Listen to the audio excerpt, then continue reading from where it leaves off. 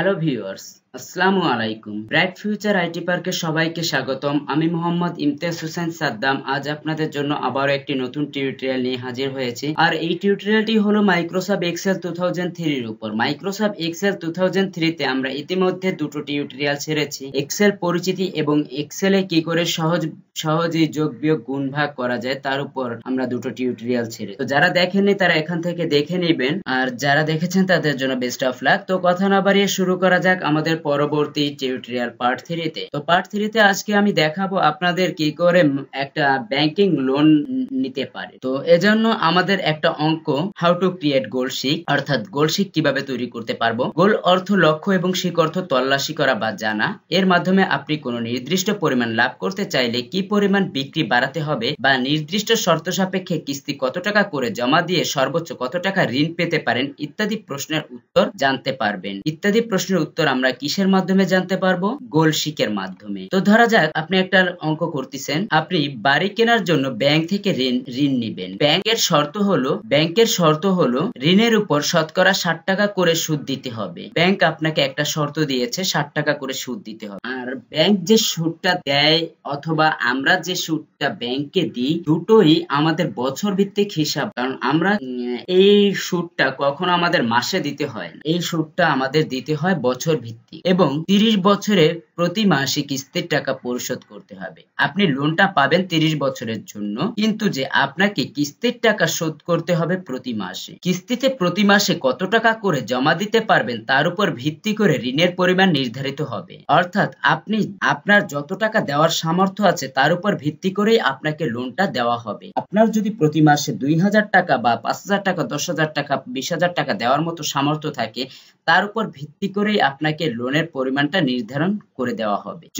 ধরা যাক যদি আপনি প্রতি মাসে 5,000 টাকা করে জমা দিতে পারেন, তাহলে কত টাকা ঋণ পাবেন তা জানা প্রয়োজন। অর্থাৎ গোল শিট নির্দেশটি দিয়ে তা জানা যায়। আর গোল শিটের অঙ্ক করতে গেলে অবশ্যই পিএমটির সূত্র করে নিতে হবে। গোল শিটের অঙ্ক পিএমটির সূত্র ছাড়া করা যায় না। তো পিএমটির সূত্র করতে গেলে আপনাকে প্রথমে আনুমানিকভাবে একটা লোনের পরিমাণ ধরে নিতে হবে। কারণ উপরে আমাদের দুটো জিনিস বলে দেওয়া আছে, সেটা হচ্ছে এক হচ্ছে ইন্টারেস্ট অর্থাৎ সুদের হার এবং আরেকটা হচ্ছে বছর অর্থাৎ পিরিয়ড, 30 বছর। এই দুটো জিনিস বলে দেওয়া আছে, কিন্তু কত টাকা আমাদের লোন সেটা বলে দেওয়া নেই। এর জন্য আমাকে পিএমটির সূত্র করতে গেলে অবশ্যই একটা লোনের পরিমাণ আনুমানিকভাবে ধরে নিতে হবে। সেটা 10,000, 20,000, 50,000, 1 লাখ, 2 লাখ, 5 লাখ যে কোনো অ্যামাউন্ট হতে পারে। আর এটাই বলা হয়েছে ইন্টারেস্ট আর পিরিয়ড দেওয়া থাকবে। সো এখানে আমরা আনুমানিকভাবে ধরে নিলাম লোন সমান সমান 10 লাখ টাকা এবং ইন্টারেস্ট সমান সমান 7%, সেটা আমাদের বলেই দেওয়া আছে,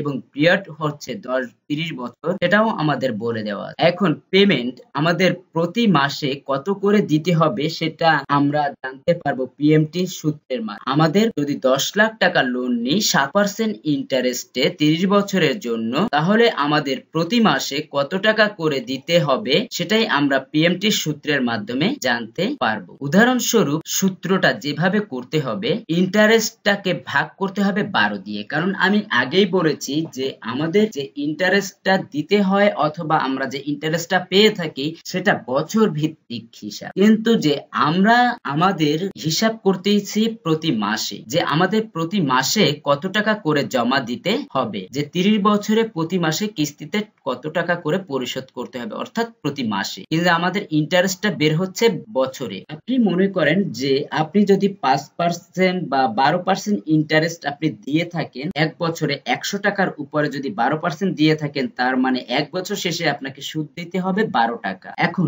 এক বছর শেষে যদি আপনাকে 12 টাকা সুদ দিতে হয়, তাহলে প্রতি মাসে কত টাকা করে সুদ দিতে হবে? প্রতি মাসে তাহলে 1 টাকা করে সুদ দিতে হবে। এখন এই 1 টাকা করে সুদ দিতে হবে আমরা কি করে জানলাম? আমাদের যেহেতু 12 টাকা সুদ দিতে হয় এক বছরে এবং আমরা জানি এক বছর সমান 12 মাস, এই 12 দিয়ে যদি আমরা ভাগ করি তাহলে আমরা প্রতি মাসেরটা পেয়ে যাচ্ছি। এজন্যই আমাদের ইন্টারেস্টের সাথে ভাগ হবে 12, কারণ আমরা জানি না যে ইন্টারেস্ট কত টাকা বের হচ্ছে, তার সাথে 12 দিয়ে যদি আমরা ভাগ দিই তাহলে আমাদের প্রতি মাসে দিতে হবে সেটা আমরা জানতে পারবো। পিরিয়ড অর্থাৎ সময়। এখন আপনি প্রতি মাসে যেহেতু কিস্তির টাকা পরিশোধ করবেন, কিস্তির টাকা প্রতি মাসে শোধ করতে হবে। তাহলে প্রতি মাসে যদি শোধ করতে হয়, এটা 30 বছর ধরে শোধ করতে হবে। এখন 30 বছর সমান কত মাস হয়? 30 বছর সমান আমরা জানি 30 বছর সমান যদি আমরা 12 দিয়ে গুণ করি, তাহলে আমাদের টোটাল মাসের হিসাবটা আমরা পেয়ে যাব, অর্থাৎ 320 মাস।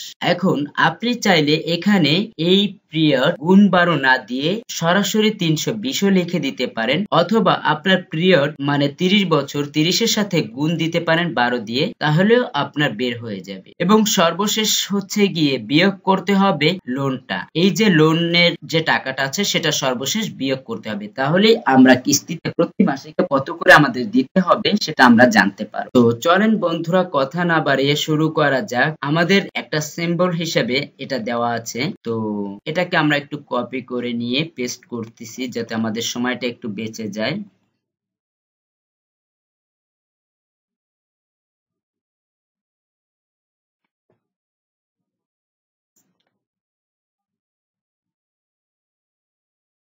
তো আমরা এখন পেমেন্টটা বের করব। দেখেন সর্বপ্রথম ইকুয়াল, আমরা আগে বলেছি ইন্টারেস্টের সাথে পিএমটি ফার্স্ট ব্র্যাকেট ইন্টারেস্ট হবে ভাগ 12, পিরিয়ড হবে গুণ 12, মাইনাস হবে এই অ্যামাউন্ট, এবং ব্র্যাকেটটাকে ক্লোজ করে দিতে হবে। আমি কিন্তু এখানে C6, C7 বা C5 এগুলো কিন্তু কোনো কিছুই বোঝাইনি। আমি আবারও বলতেছি, আপনারা কেউ সেলের নাম মুখস্থ করবেন না। ছেলের নাম যদি মুখস্থ করেন বা ছেলের নাম মনে রাখেন, তাহলে আপনারা অঙ্ক পরবর্তীতে আর পারবেন না। এ কারণে আমি বলে দিয়েছি এখানে কি আসলো, ডাজন্ট ম্যাটার। আমরা ইন্টারেস্ট ভাগ দিয়েছি 12, পিরিয়ড গুণ দিয়েছি 12, মাইনাস করেছি অ্যামাউন্টটাকে বা লোনটাকে। এবার ইন্টার। আমরা দেখতে পাচ্ছি যে আমরা যদি 10 লাখ টাকা লোন নিই, 7% ইন্টারেস্ট যদি দিতে হয় এবং 30 বছরের যদি আমাদের এই কিস্তির টাকা পরিশোধ করতে হয় প্রতি মাসে, তাহলে আমাদের প্রতি মাসে 6,653 টাকা করে আমাদের পেমেন্ট করতে হবে প্রতি মাসে। কিন্তু যে এখন আপনি মনে করেন যে আপনার 6,000 টাকা দেওয়ার মতো সামর্থ্য নেই, 6,000 টাকা দেওয়ার মতো সামর্থ্য না থাকলে আপনার সামর্থ্য আছে মনে করেন 5,000 টাকা প্রতি মাসে, তাহলে কি আপনি 10 লাখ টাকা লোন পাবেন? কখনোই না। কারণ আপনি যদি 5,000 টাকা লোন দিতে পারেন, আপনার লোনের পরিমাণটাও কমে যাবে। আপনি যদি 10,000 টাকা লোন দিতে পারেন প্রতি মাসে, তাহলে আপনার লোনের পরিমাণটাও বেড়ে যাবে। কারণ এই 10 লাখ টাকা লোন নিতে হলে আপনাকে প্রতি মাসে 6,653 টাকা করেই কিস্তির টাকা পরিশোধ করতে হবে, কিন্তু আপনি সেটা পারতেছেন না। তো আপনি পারতেছেন 5,000 টাকা কিস্তিতে দিতে, তাহলে আপনি কত লোন পাবেন সেটাই আমরা এখন গোলশিকের মাধ্যমে জানবো। তো আমরা পিএমটি সূত্র করা শেষ, এখন আমরা গোলশিকের অঙ্ক করার জন্য আমরা যাব টুলস থেকে যাব গোলশিক। তো গোলশিক করার আগে আমি আরেকটা কথা বলে রাখি, আপনি যে ঘরে পিএমটি সূত্রটা করেছেন সেই ঘরেই কার্সারটা রাখতে হবে, অর্থাৎ এই ঘরে কার্সার রাখলে আপনার অঙ্ক হবে না, গোলশিক হবে না। আপনি যে ঘরে পিএমটি সূত্র করেছেন সেই ঘরেই কার্সারটা রাখতে হবে এবং টুলস থেকে যাবেন গোলশিক থেকে সেট ভ্যালু, অর্থাৎ কোন সেলে আপনার এটা হবে, এটা আপনার দেখেন C8 সেল, অর্থাৎ C8 সেলে আপনার এটা হবে। তো কোনো সমস্যা নেই, যে সেলটায় আপনি পিএমটি সূত্র করেছেন সেই সেলটা সিলেক্ট থাকলেই হবে। টু ভ্যালু, আপনি কত টাকা প্রতি মাসে দিতে পারবেন, 5,000 টাকা আপনি প্রতি মাসে দিতে পারবেন। বাই চেঞ্জিং সেল, আপনি 5,000 টাকা যদি প্রতি মাসে দিতে পারেন, তাহলে আপনি কি পরিমাণ লোন পাবেন, অর্থাৎ কোন ঘরটা পরিবর্তন হয়ে যাবে। যদি আপনি 5,000 টাকা দিতে পারেন এখানে, তাহলে আপনার কত টাকা লোন পাবেন, এই ঘরটা অর্থাৎ এই লোনের পরিমাণটা পরিবর্তন হয়ে যাবে, কারণ তখন আর আপনি 10,000 টাকা লোন পাবেন না। এই জন্য এই ঘরটাকে আমাদের সিলেক্ট করে দিতে হবে, অথবা এই ঘরের নামটাকে আপনি লিখে দিলেও হবে, যেমন C5 আপনি লিখে দিলেও হবে, আপনি যদি ক্লিক করে দেন তাতেও হবে। এরপর আপনি ওকে করে দেন, আপনার আবারও ওকে করেন। দেখেন আপনি যদি প্রতি মাসে 5,000 টাকা দিতে পারেন, তাহলে আপনি লোন পাবেন 7,51,537 টাকা। এভাবে আপনি প্রতি মাসে কত টাকা করে দিতে পারবেন তার উপর ভিত্তি করে আপনি লোনটাকে নিতে পারবেন। তো এই ছিল আমাদের গোলশিকের অঙ্ক, আশা করি বুঝতে পেরেছেন। এভাবে আপনি যে কোনো অ্যামাউন্ট দিয়ে আপনি বের করতে পারবেন এবং এবং ইন্টারেস্ট পিরিয়ড সবগুলো চেঞ্জ করেও আপনি এই কাজগুলো করতে পারবেন। আশা করি সবাই বুঝতে পেরেছেন, এবং তারপরও যদি কারো বুঝতে সমস্যা হয় সে অবশ্যই আমাকে জানাবেন, এবং আমার ভিডিওটি ভালো লেগে থাকলে অবশ্যই লাইক, কমেন্ট, শেয়ার করবেন এবং আমার চ্যানেলটি সাবস্ক্রাইব করে রাখবেন, যাতে পরবর্তী টিউটোরিয়াল দেওয়া মাত্রই আপনারা সাথে সাথে পেয়ে যান, আপনাদের কাছে আপডেট ইনফরমেশন চলে যায়। এবং এরপর আমরা দেখব আরো